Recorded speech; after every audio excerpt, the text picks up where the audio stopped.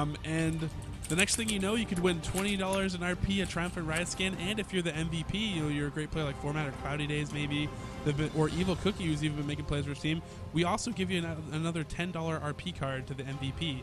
So there's something in it too for those players that perform really well throughout the tournament, and it kind of pushes some of these players to play really, really well and not just mess around, if you will. So we're seeing the best come out from both these teams, and this is, when I look at the brackets, I always look and I'm like, I really want this matchup. And the fortunate enough part for me in Judgment is most of the time I kind of get my wish. And, I was talking about it earlier. I want the NoName2Lazy Valiant train to come in here and meet, their master, if you will, and take on Thien in the finals. And I'm really excited to see, too, that NoName2Lazy is actually playing jungle. He's not in mid like you normally see him. So we're going to see NoName2Lazy on Rumble and Valiant. And so what I imagine their goal is going to be with that kind of setup, in my eyes, is clearly going to be something along the lines of go get Valiant as fed as freaking possible and let him just be a real terror for his team. I have to think that is kind of the strategy of these two players.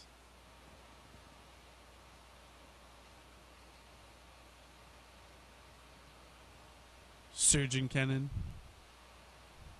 Or I guess Kennen MD, if you will. A very quizzical look on his face. Frosted Ezreal. I know, real men don't play Pulsefire Ezreal. As long as it's not Spelunker. We went over this, you already know. I'm not going to go into that rant again. Let me tell you about a friend of mine who immediately contacted me after we were done streamcasting that game and said that Spelunker Ezreal is the best skin. Well, that person obviously is going to contract some sort of fatal disease in the next couple of hours, and I'm sorry that you're going to lose a friend.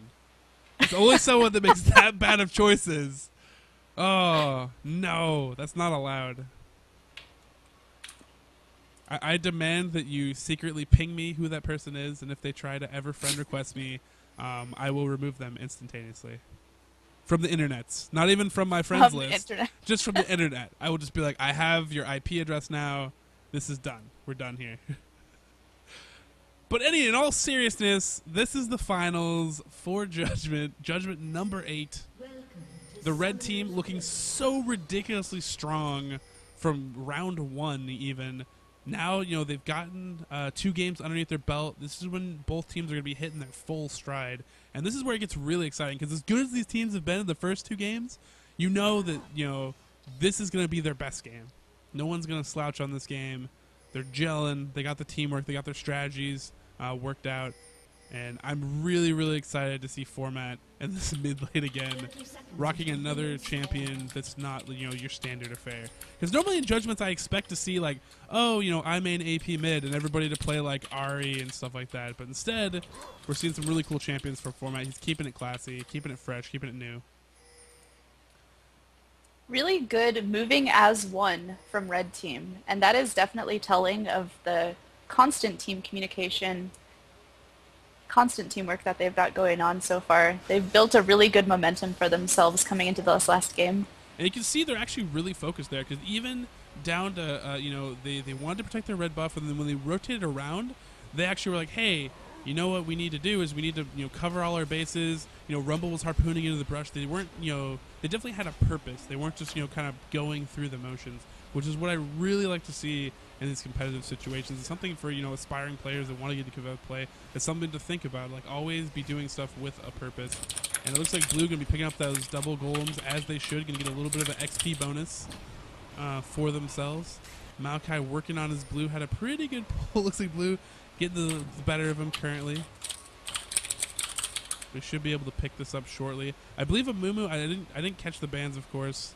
But I believe Amumu was banned, I think, from Evil Cookie, or did Evil Cookie just feel really confident going Maokai? Do you remember? I'm not sure. I didn't see the bans either, but he did have a really good Maokai game. I can tell you one thing, though. I really love this warding from the red team. They should know that this is happening, but apparently they just let it happen. I don't know what was going on there. They had the complete wards to see that it got pulled, but I guess they were not looking on the map. So yeah, good play by Mundo, actually able to pull that with his briefcase from the backside. So unless you're actually looking there, you don't see the little skull icon running around your ward around the backside. So you do have to look. And if I was a jungler and you set up that ward, because clearly that was the intention, was, hey, I want to know that this is going down, you would have been looking in there, looking for that timing. And unfortunately, he did miss it through. So something falling through the cracks, but that's okay. Mundo, being patient, was looking for a gank mid, couldn't find it, now looking up top at Cloudy, who has been rocking the Rumble so far really well. Yeah, and this is what I was talking about. I definitely think they're going to pick on this top lane, much like Evil Cookie has been coming into the bottom lane, wreaking havoc, and wrecking the days for bot lane. NoName2Lazy is going to be all over this top. And there's the speed up buff actually running past in anticipation. I actually like that from Valiant. He knew. He was like, hey, you know, I'm just going to run past. I know he's going to flash probably. Puts in a good burst combo, puts that ignite on him. And now Cloudy Days is going to have to play from behind. And if NoName2Lazy wants to just camp up here, what is Cloudy Days really going to do? With that trade-off, though, Mundo is giving up his red buff to Maokai, who saw him top harassing Rumble.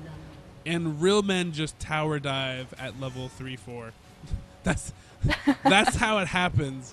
And that's how it's going to continue to happen for the rest of this game.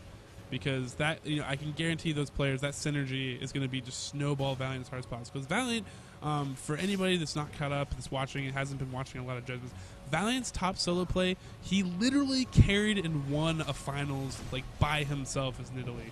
And when we look at, you know, the attributes of what we see here from Jace, is that, you know, he's kind of like a Nidalee, except for he starts from square one. He can rotate between his stances. So Valiant feels really comfortable playing Jace when his Nidalee is, you know, constantly banned from, because he is so famous for playing such a solid top Nidalee.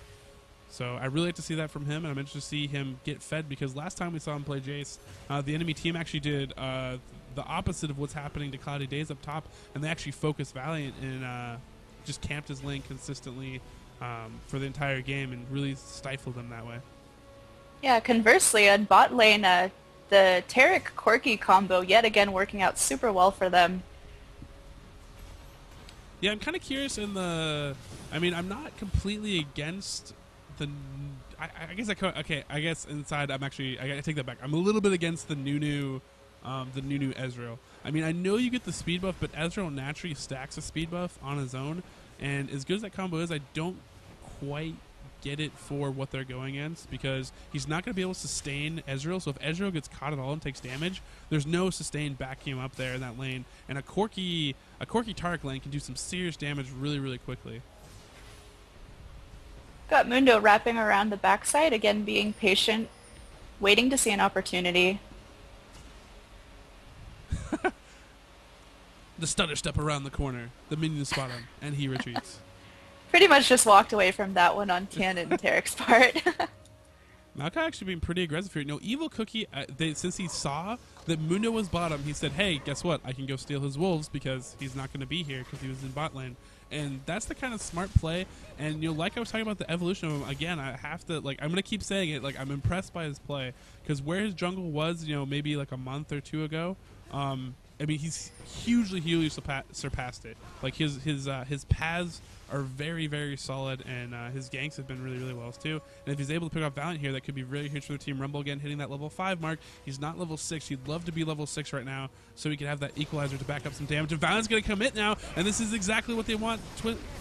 Twisted Vance coming in. The flamethrower is going down. He's going to want to trade. The Ignite comes in. He should have just stuck in there, but I think Evil Cookie is going to be able to finish this off. Yes, he will. So they are able to get a kill up there. Unfortunately, Cloudy Days getting taken down there in the process. But good gank. Yeah, very good patient waiting game from the jungle this time around. With the sole exception of Mundo down bot, every single jungle engagement has at least managed to do some pretty significant damage without giving themselves away. And I have to say, for that combo that Format just laid on a Kennen, like, that is, you know what? Format's really, he's a smart player. Like, all these picks have been actually really smart for his matchups. And now that I think about it, it's like Kennen's normal, you know, strength in a lane and how he's hard to deal with is the fact that he has that lightning rush. So a lot of AP mids that are skill shot intensive, like they tend to be, he has a really easy time dodging those champions. But in this case, you know, once Diana lands that Moonbeam, it's like it's pretty much over. She can lock onto you, she can dash in and charge you and keep up with Kennen, and Kennen doesn't have a lot of response for it. And I know Format's very, very good at champions like that have dash combos where he can just come in, do his combo really, really cleanly. He knows exactly when to go in. He's really good at those timings. And I think it's a smart pick for him against this Kennen.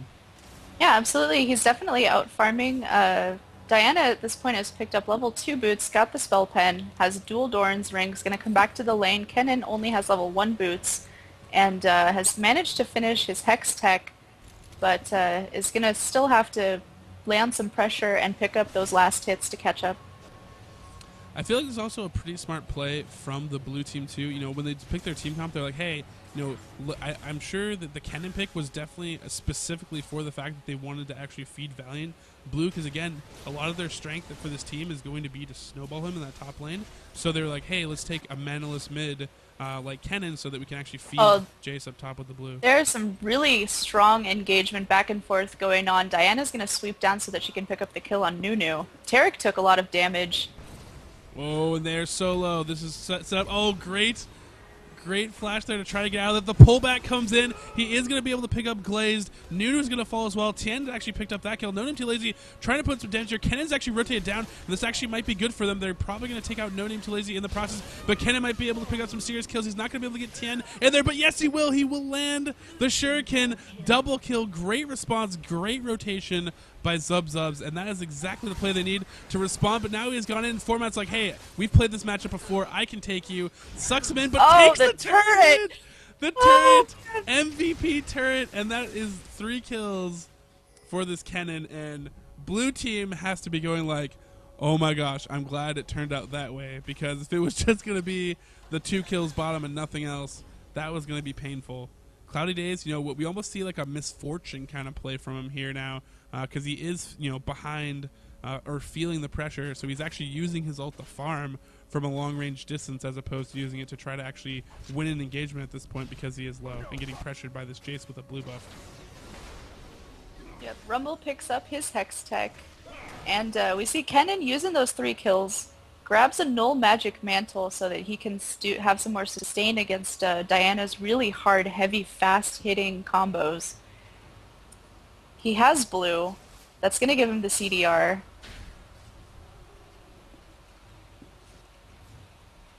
Yeah, looking at the CS really quickly, Diana 76, Corki 71, going against their lane opponents, 60 for Ezreal, 63 for Kennen. So no one pulling quite an incredible advantage, but that Diana's really starting to creep up there, about a 15-16 CS advantage. And in that top lane, 71 CS to Rumble's 47. That's a good recipe for Valiant, you know, to keep that advantage up top. And unless they get some presence up there, which I think they might just leave Cloudy Days to get harassed constantly at this point and focus on Mundo again being patient, coming around from behind. Oh, flashes away from the briefcase. Doesn't want to dive it. Oh, but Valiant wants to go. Valiant does. He's like, it's go time.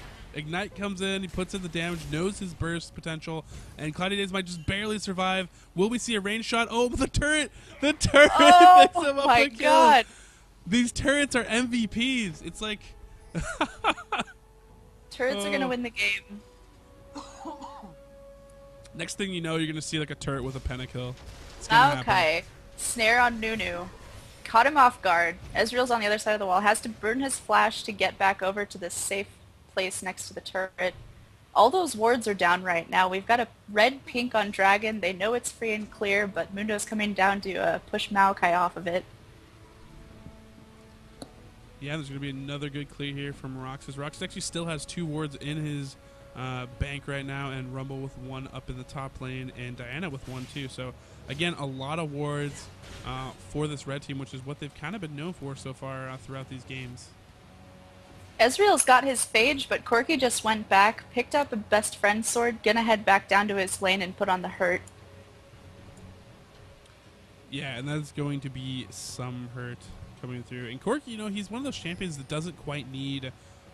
he doesn't really quite need the attack speed that a lot of champions do. You know, once you get that big damage on him with that, combined with the armor shred and the spell casting that he does between his rockets and stuff like that, he really is one of those champions that's really hard to trade with if you stand in his Gatling gun. Maokai's gonna see if it's safe to invade. Yeah, being So much, there's really good ward coverage. Yet again, Tarek, amazing ward coverage all over the bottom half of the jungle and the river.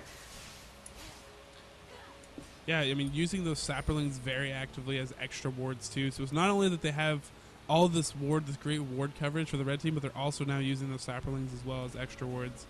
And I really like how this is working out. They have a lot of vision advantage. The question is, what does that, net you in the end? Because right now we're sitting about even gold. Blue slightly ahead. Cloudy Dave's trying to make something happen. I think this should be his time. He should have Trying to slow him down for Maokai. Ooh, the equalizer. He should have waited till the twisted advance. If he waited till the twisted advance, this would be a dead Valiant. But I think Valiant. Oh, is he going to go down? It's going to be close. It's going to be close. They're going to have to commit here. Cloudy Dave is committing. He is going to pick up that flamethrower.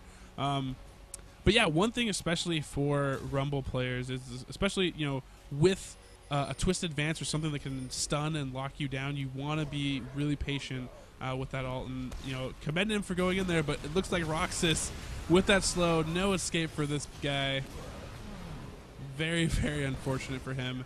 And Thien's actually gonna have to farm from range here if he wants to continue farming this bot lane. But he does have a blue buff though, which is gonna help him get out those rockets. Mundo just dumped blue buff onto Corki. Nunu took the kill with his ult from Ezreal, so Ezreal's gonna head back. Doesn't have that kill under his belt. Kind of lagging behind in CS at this point, 89 to 108. Corki has the best friend sword and 2 kills and blue buff. Yeah, Thien, nothing says the captain can't be a solid player for his team. And Thien, he's been playing great games. He's actually played against some really solid AD players between Dexter, and I forget who was against this. Oh, yeah, he was against Otter, of course, in the second round. So between, other 2K plus Elo AD carries that main that role, and he's been holding his own, if not being ahead of a lot of those champions.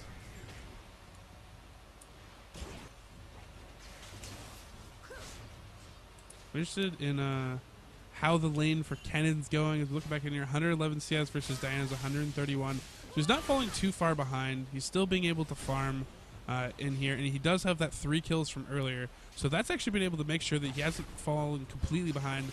And Diana probably, I'm guessing, can't bully him quite as well as she used to, just because he's been able to get that burst of gold. And if I look at their total gold, Diana's at 4,800. Yeah, they're about dead even. Yeah, they're pretty much dead even. Yeah, Ken used the 3 kills to pick up that null magic mantle. It's going to give him that extra added MR, which is going to make Diana not hurt as bad. And of course, Kennen's high mobility and range is going to allow him to pick up last hits without putting himself in any danger. Tarek playing that dangerous game again in that ward situation, but really that last engagement that we saw bottom worked out better for red than it did for blue. I mean, they brought in 3 people, but giving the blue buff to Corki was an even worse situation. And at this point, supports, I mean, your job is to give up your life for the AD carry. If preferably you don't die, but if you give up your life and your AD carry gets a kill out of it, that's a win for you. And it looks like we may have some action go down bottom now, as red is closing in here. They have Maokai sneaking in. They have that pink ward. They know there's no vision there, so they have the vision advantage. NoName2Lazy might be backing off out of this. It looks like Maokai is going to do the same. He will be caught running up just as that ward falls. If he was a couple seconds later, they wouldn't know his location. But red really pressing in here. Glaze, again, taking lots of damage, constantly and having to farm underneath his turret, because Thien just has heavy, heavy pressure and poke with that Corki. And like I was saying earlier, I feel like the Nunu not my favorite lane combo against this Corki Tarek. And if Thien really wants to, he can actually just push down this turret. Ezreal having to pop his ult and back off now. They decide both to back in this process and go buy up because they need to. Yeah, we've reached that 15-minute mark where you start looking to take down the turrets, but Corki knows that he has enough pressure, he has enough advantage in CS and in items and in damage at this point that they could keep that turret up forever and just farm off of it, keep Ezreal pressed back, and use the ward coverage that Tarek's been using. NoName2Lazy deciding to commit a little bit there, and then being like, oh wait, there's a Corki around here somewhere. I don't want to hang out there too long, and Rox is using that heal to actually mitigate a lot of that damage. But I like this pink ward. Blue coming back and saying, hey, you had a pink ward, you had tri-brush control, and now we're going to take that back by placing a pink ward of our own. And it's very smart play by both these teams. You can tell they're both thinking. This is a very even game right now. I mean, we only have a 700 gold team gold difference, which is really nothing in the grand scheme of things. Oh, NoName2Lazy in a bit of a spot here. There's a lot of stuns set up for him, and he is going to fall really quickly. And again, you know, like I said, that's a telltale sign. Whenever you are able to take down the enemy jungler, you look to take buffs because you have the smite advantage. So now it's going to be up to Ezreal to probably throw in a true shot barrage to try to steal this, which isn't going to work because Evil Cookie's smite is up. Zub Kennen is staying mid, not interested in trying to take Dragon. Yeah, and you know what? That is a smart decision. That is the correct decision, actually, because there was no way the blue was actually going to go in there and stop him and want to pick a team fight. So what's the best, option? The best option is actually to farm mid and push the lane into the turret if you can, and at least get your CS free while you can, because you're not going to do anything by sitting behind Dragon and just chilling. So I actually think that's a really, really smart play by him to just farm mid. Yeah, if you know you can't take it, and if you know that Ezreal's going to attempt the steal, there's no reason for anybody to hang out back around Dragon. There's no reason for anybody to wait. So you might as well go to your lane, farm up, and go buy some items. Yeah, I mean, even furthermore, I mean, Ezreal, like, it's easier to steal when you're closer, but it's low percentage. I would have even had Ezreal in bottom lane, farming that lane too, while Dragon's going down as much as possible and pressing that lane, because there's no reason not to, especially if you have the wards on the buff, and you can see that they're there. They're not coming to gank you, so.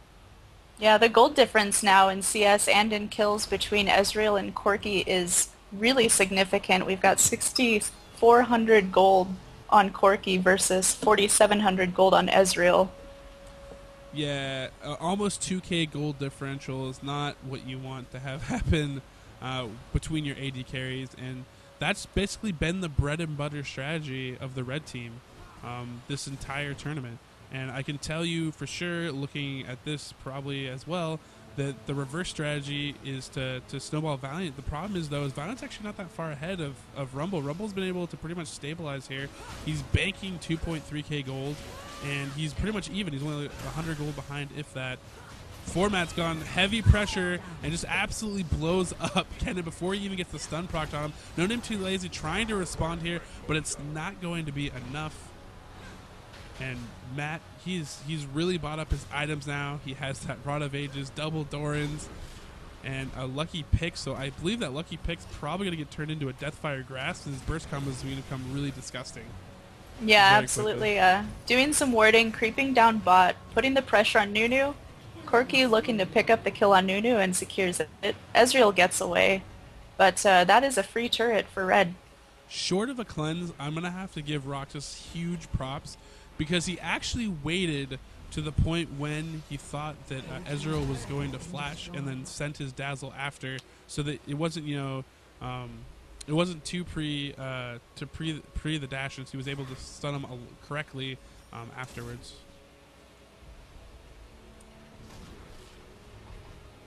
We're seeing that really solid gameplay between Corki and Taric. Taric laying down the pink wards consistently, sacrificing items, but if you're feeding Corki, if Corki's maintaining his ability to secure kills and getting that CS, he's going to be 200 CS here in a few more minutes. It doesn't matter that Taric doesn't really have any items, because we've got tankiness coming out of Maokai, and we've got a lot of damage coming out of Corki. So as long as Taric can keep those wards up and maintain their control of bottom lane and of the jungle, we're going to see some really, really aggressive team fighting here. Blue team's turret has been destroyed. Yep, and there's the patented format. gets his buddies rallied and finally takes down the turret after they have a huge advantage. And now it looks like they're pinging towards top, and if Valiant doesn't beat feet right here and know what's up, he's going to be in a lot of trouble, and it looks like he is going to blue pill, and he should be able to get out in time, I believe. Yeah, he's going to be able to get out in time. And this top turret is going to fall. We're starting to see the gold advantage here, too. We've got about 3,000 to 4,000 advantage in kills. They've got 2 turrets, soon to be 3. No one is there to contest the turret. Blue team's turret has been destroyed.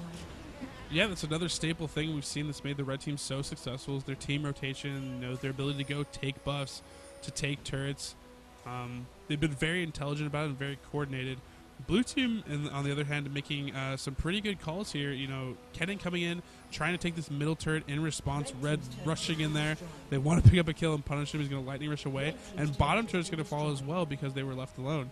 So very smart reaction from the blue team. They didn't even give up a kill in the top lane because Valiant realized had the great map awareness and backed off before that collapse came. Mundo, on the other hand, Mundo face checks where he pleases. doesn't know that the ward's there, doesn't know that they can see where he's at. And this is kind of my problem with Jace. I'm sorry, but did you just see that range shot come in? It didn't do anything to this red team. They were just kind of like, was that a pillow? Was that a marshmallow? I don't know what that was, but it was delicious, and we're just going to go about our business. Corki taking advantage of the fact that nothing's really going on mid, just clearing minion waves, gonna push that, pick up the CS. Always be pushing is the name of the game, and that's what every single lane is doing right now. Yeah, again, great, solid, just game planning and coordination from this red team.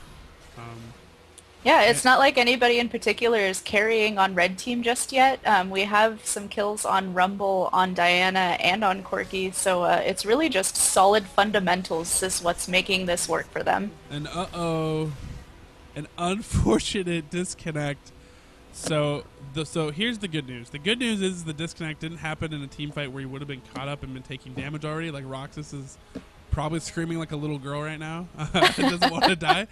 But, he was back in base, so he's already back in base. So when he comes back, it won't be really big effect to the game as it stands now because Roxas, Format, and Thien made the decision knowing that, Rumble wasn't there already to be in the situation that they're currently in. So I'll be interested to see if Roxas is able to survive through this. He does have some pretty good backup. There's a lot of burst potential between those champions. Looks like what is in the vicinity to follow this up is probably Kennen. I think Ezreal's just below there. I can't quite see on the minimap. But I'll be interested to see what happens when this unpauses. Because I guarantee you Roxas is madly clicking away like right now. He's probably mashing his flash button as well. What's funny is that, Corki could easily turn right now as soon as the aggro from the turret moves to the minion wave, take that turret down and completely flip everything on its head. Yeah, it's actually kind of an interesting situation because blue is closing in. So they definitely have the potential they could turn around and actually get some kills and make something happen. But the fact that Maokai and Rumble aren't in the vicinity at all kind of makes me a little scared about it. But we'll have to see what they decide to do. My gut instinct is that they're going to try to back off out of this, but if they do decide to turn around, it is a possibility, like you pointed out. I think it could go down. I don't know how it'll end for them, but it could go down. I know definitely people are going to die.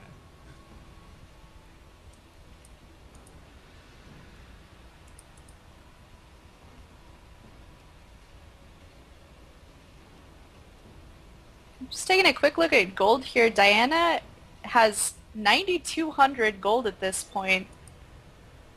248 CS. As soon as she goes back to buy, she's going to turn into a monster. So yeah, there's the flash, there's the complete retreat, and Maokai now meeting up with their team, and now they're going to get Rumble in there, and then they're going to freaking group up, roam around the map. Really want Diana to go back and instantly buy that Deathfire Grasp. Yep, there it is. Bam! On call. She must have been sitting on at least 3,000 gold. Yeah, Deathfire Grasp and a Blasting Wand. Why not?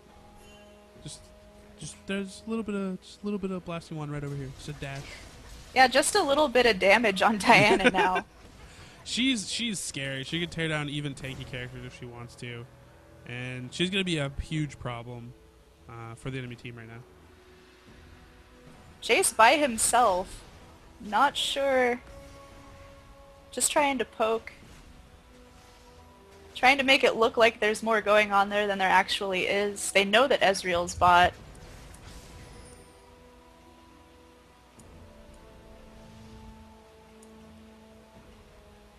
Yeah, I mean, actually, there was a pretty good play there from blue that we saw earlier, able to take that dragon, realizing that red was backing up.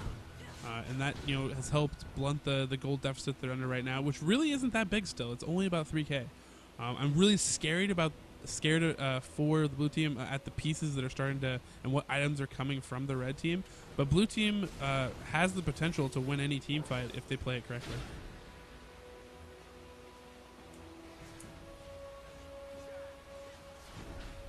Again, we're seeing that double AP play from Rumble and Diana instead of Rumble and Mumu like the previous game.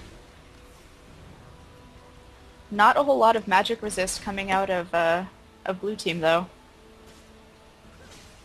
Did you know the new meta does not buy magic resist against double AP cards? No magic mantles. I mean, there's No Negatron caves. Yeah. Oh, there's one on Mundo. Kennen built into an Abyssal Scepter, which is a really smart choice for him given that he was mid against another AP. Yeah, I mean, Valiant's going to get the pseudo kind of like Nidalee buff that you can get by switching to his melee stance, I believe. But beyond that, he's not very magic resist heavy. He does have a Mercury Treads. CS advantage is definitely with red team. Corki over 200, Diana approaching 300. Because that's what format does.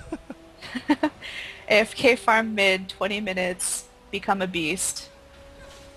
Yeah, I mean, Matt's, he's very much known for CS, even to his detriment sometimes, where his team will lose a game and it'll be like, but I did well, I was ahead in CS, but it's like he had no map presence. But he's definitely, I think almost putting him in mid's almost better than putting him in top, because I feel like he has a lot more involvement. And here we have engagement. They're actually going to catch out NoName2Lazy now. Coming in, the True Shot Barrage is not going to be enough to deter anything. Equalizer comes in, they're going to be picking up double kill for Format, and Format's just on the hunt now. Gonna clean this all up. Throat Cutter falls underneath this turret. What's a turret? It's gonna be... Oh, I thought they were gonna focus it, but apparently they're gonna leave it up to Tarek and his squeaky hammer to take it down.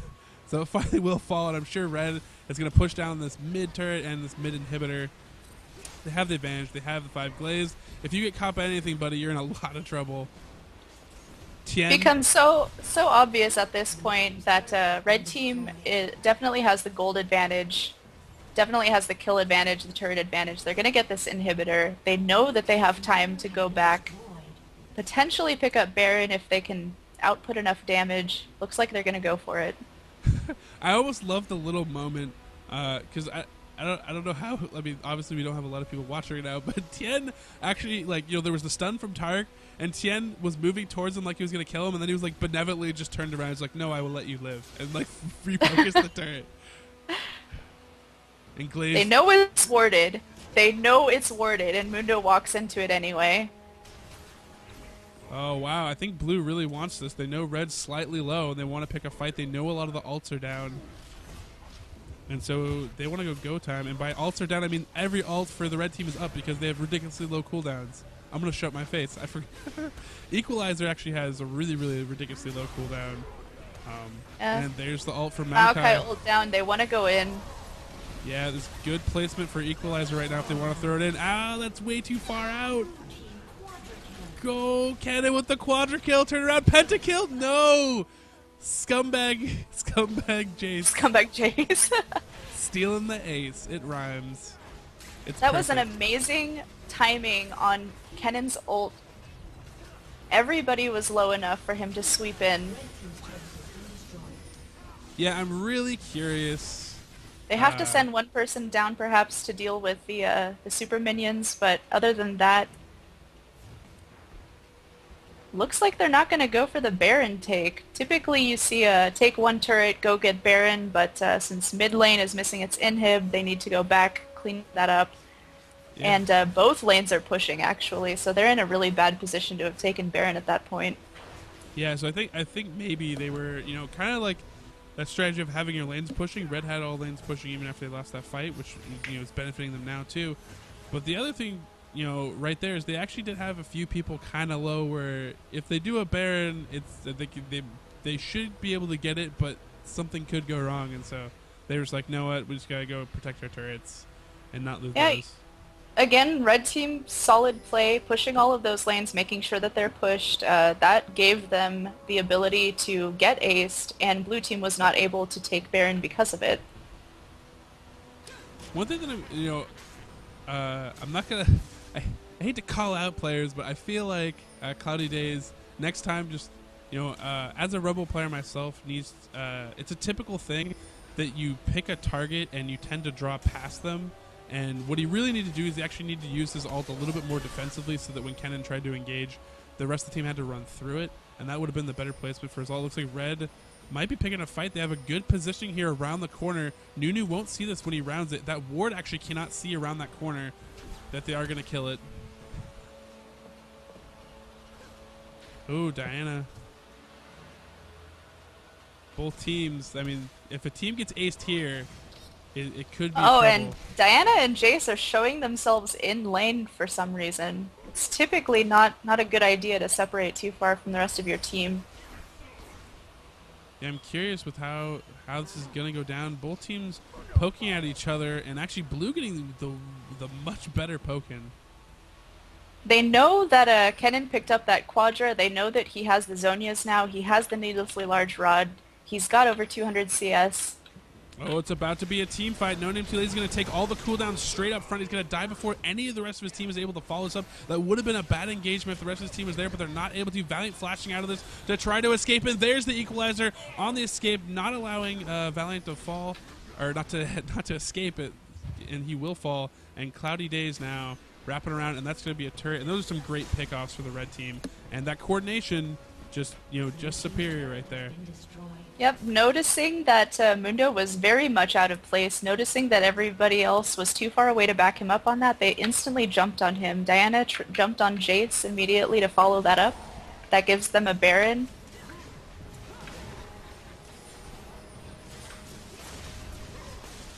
They're definitely going to be able to take this Baron down. We'll see if Ezreal decides to jump in there and try to steal it.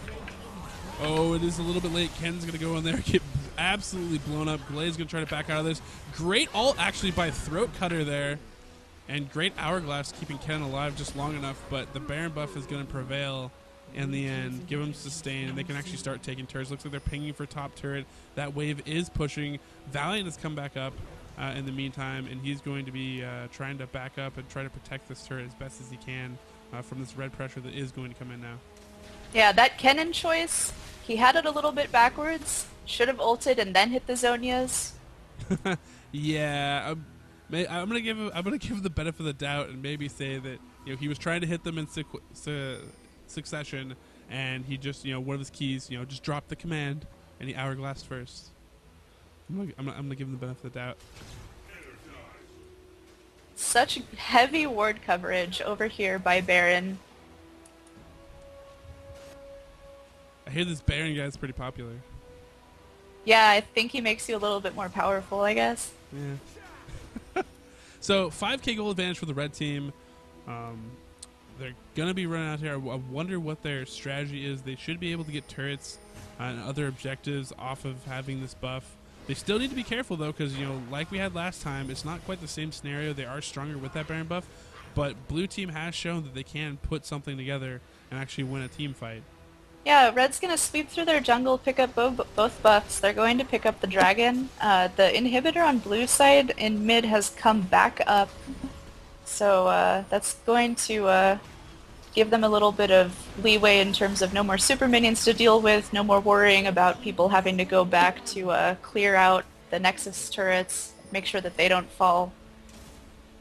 Yeah, I mean, I have to believe the red team is just going to press it on that middle inhibitor and pick a fight. And if blue decides to fight there, they better pull the first punch, because if they don't, and red is actually able to start the team fight, I have a feeling red's going to have too much advantage with Baron buff in their coordination overall, and they're just going to wipe blue team. So blue team, if they decide to go for this, they're going to have to throw the first punch.